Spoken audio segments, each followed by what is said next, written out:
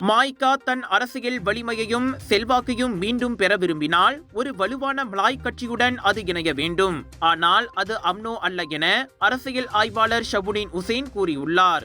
தேசிய முன்னணி கூட்டணியில் இருந்து விலக மாய்கா முடிவெடுத்தால் அது சரியானதாகவே இருக்கும். காரணம், அம்னோ இப்போது மலாய் சமூகத்தின் பிரதான கட்சியாக இல்லை.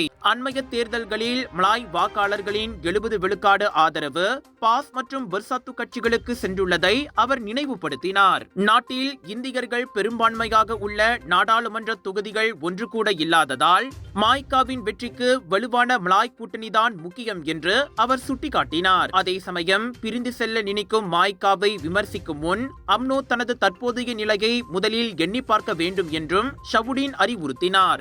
தேசிய முன்னணியில் எதிர்காலம் கேள்விக்குறியாகியுள்ள மாய்கா அடுத்த மாதம் அதன் பொது பேரவையின் போது முக்கிய முடிவை எடுக்கும் என எதிர்பார்க்கப்படுகிறது.